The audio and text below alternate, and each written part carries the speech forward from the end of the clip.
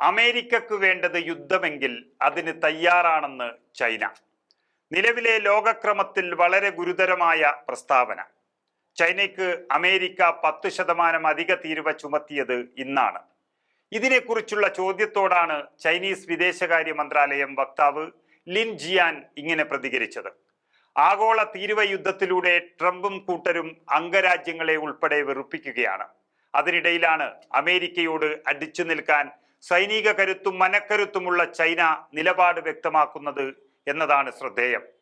തീരുവ യുദ്ധമാണെങ്കിലും വ്യാപാര യുദ്ധമാണെങ്കിലും മറ്റേതെങ്കിലും തരത്തിലുള്ള യുദ്ധമാണെങ്കിലും ചൈന അതിന് തയ്യാറാണ്. അവസാനം കാണുന്നത് വരെ പോരാടും. നിസാര കാരണങ്ങൾ പറഞ്ഞാണ് അമേരിക്ക അധിക തീരുവ ചുമത്തുന്നത്. അമേരിക്കയെ സഹായിക്കാനാണ് ചൈന ശ്രമിച്ചിട്ടുള്ളത്. പക്ഷേ തീരുവ ചുമത്തി സമ്മർദ്ദത്തിലാക്കാനാണ് അമേരിക്കൻ ഭരണകൂടത്തിന്റെ ശ്രമം. ഈ ഭീഷണിയൊന്നും ചൈനയുടെ അടുത്ത് വില പോകില്ല. ഒരു പ്രശ്നം ചർച്ച ചെയ്യുന്നതിനുള്ള നല്ല വഴി ഇതല്ലെന്നും ലിൻ ജിയാൻ ന്യൂയോർക്ക് ടൈംസിന് നൽകിയ ഒരു അഭിമുഖത്തിൽ പറഞ്ഞിരിക്കുന്നു. അമേരിക്കയുമായി ചർച്ചയുടെ സാധ്യതകളും അദ്ദേഹം തുറന്നിട്ടു. പ്രശ്നം പരിഹരിക്കണമെന്നാണ് ആഗ്രഹമെങ്കിൽ ട്രംപ് ഭരണകൂടം ചൈനയുമായി ചർച്ചയ്ക്ക് തയ്യാറാകണമെന്നും അദ്ദേഹം കൂട്ടിച്ചേർത്തു. ഏതായാലും ചൈനീസ് ഭരണകൂടം അമേരിക്കയോട് കടുത്ത അമർഷത്തിലാണെന്ന് വളരെ വ്യക്തം. അതുതന്നെയാണ് ജിയാന്റെ വാക്കുകളിലൂടെ പുറത്തു വന്നത്. ചൈനീസ് സർക്കാരുമായി ഏറ്റവും അടുത്തു നിൽക്കുന്ന ഉദ്യോഗസ്ഥൻ കൂടിയാണ് ജിയാൻ. ഈ നിലപാട് അമേരിക്കയിലെ ചൈനീസ് എംബസിയുടെ ഔദ്യോഗിക എക്സ് ഹാൻഡിലും ട്വീറ്റ് ചെയ്തിട്ടുണ്ട്. ട്രംപിന്റെ താരിഫ് യുദ്ധത്തിനെതിരെ രണ്ടും കൽപ്പിച്ച് തന്നെയാണ് ചൈന നീങ്ങുന്നതെന്ന് ഇതിൽ നിന്ന് മനസ്സിലാക്കാം. China, Brazil, India, Mexico, Canada, പിന്നെ യൂറോപ്യൻ യൂണിയനും എല്ലാവർക്കുമെതിരെ അധിക തീരുവ ചുമത്തിയിരിക്കുകയാണ് ട്രംപ്. ചൈന അമേരിക്കയോട് ഈടാക്കുന്നത് ഇരട്ടി തീരുവയാണെന്നാണ് ട്രംപിന്റെ ആരോപണം. ചൈനയ്ക്കൊപ്പം കാനഡയും അമേരിക്കയുടെ അധിക തീരുവ തീരുമാനത്തിനെതിരെ അതിശക്തമായ നിലപാടുമായി രംഗത്തുണ്ട്. വ്യാപാര യുദ്ധത്തിലൂടെ അമേരിക്ക കാനഡയുടെ സമ്പദ് വ്യവസ്ഥയെ ഉന്നം വെക്കുന്നു എന്നാണ് കനേഡിയൻ പ്രധാനമന്ത്രി ജസ്റ്റിൻ ട്രൂഡോയുടെ പ്രതികരണം. കാനഡയുടെ വിവിധ പ്രവിശ്യകളും അമേരിക്കയ്ക്ക് കനത്ത തിരിച്ചടി കൊടുക്കാൻ തയ്യാറാവുകയാണ്. അമേരിക്കൻ മദ്യം ഔട്ട്ലെറ്റുകളിൽ നിന്ന് നീക്കാനാണ് ഒന്റാരിയോ പ്രവിശ്യാധികൃതരുടെ തീരുമാനം.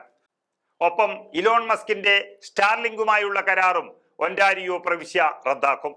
അമേരിക്കൻ കമ്പനികൾക്ക് നൽകിയ എല്ലാ കരാറുകളും നിർത്തലാക്കാൻ നോവ സ്കോഷ്യ പ്രവിശ്യയും തയ്യാറെടുക്കുകയാണ് എന്നാണ് റിപ്പോർട്ടുകൾ സൂചിപ്പിക്കുന്നത്. ഇതെല്ലാം അമേരിക്കൻ കമ്പനികൾക്ക് വലിയ തിരിച്ചടിയായി മാറുമെന്ന് ഉറപ്പാണ്. തെരഞ്ഞെടുപ്പ് പ്രചരണ കാലത്ത് തന്നെ എന്തിനും ഏതിനും ചൈനയെ കുറ്റപ്പെടുത്തുന്ന രീതിയാണ് ഡൊണാൾഡ് ട്രംപ് പുലർത്തിയത്. പനാമ കനാൽ നിയന്ത്രിക്കുന്ന ചൈനയാണെന്ന് വരെ ആരോപിച്ചു. അതിന്റെ തുടർച്ച തന്നെയാണ് തീരുവ യുദ്ധം. ട്രംപിന്റെയും മസ്കിന്റെയും ബിസിനസ് താല്പര്യങ്ങളും ഇതിന് പിന്നിലുണ്ടെന്ന് പകൽ പോലെ വ്യക്തമാണ്. കാനഡയോടുള്ള ട്രംപിന്റെ വിരോധം മറ്റൊരു തരത്തിലാണ്. കാനഡ അമേരിക്കയുടെ മറ്റൊരു സംസ്ഥാനമായി മാറണമെന്നാണ് ട്രംപിന്റെ ആവശ്യം. അത് നിരസിച്ചതോടെ അധിക തീരുവ കൊണ്ടുള്ള ദേഷ്യം തീർക്കലായി. അമേരിക്ക ഫസ്റ്റ് എന്ന സാമ്പത്തിക താല്പര്യത്തിൽ രൂപം കൊണ്ട സമ്മർദ്ദ തന്ത്രമാണ് മറ്റു രാജ്യങ്ങൾക്കെതിരെയും യൂറോപ്യൻ യൂണിയനെതിരെയും ട്രംപും മസ്കും പയറ്റുന്നത്. തീരുവ വ്യാപാര യുദ്ധം എവിടെ ചെന്ന് നിൽക്കുമെന്നാണ് ഇനി കാണേണ്ടത്. ലോകചേരികൾ തന്നെ മാറിമറിയുന്ന രീതിയിലാണ് ഇപ്പോഴുള്ള കാര്യങ്ങളുടെ പോക്ക്. ചൈനയെയും കാനഡയെയും പോലെ മറ്റ് ശക്തികളും കടുത്ത നിലപാടുമായി മുന്നോട്ട് വന്നാൽ അത് അമേരിക്കയുടെ വിശാല താല്പര്യങ്ങൾക്ക് വലിയ തിരിച്ചടിയാകും.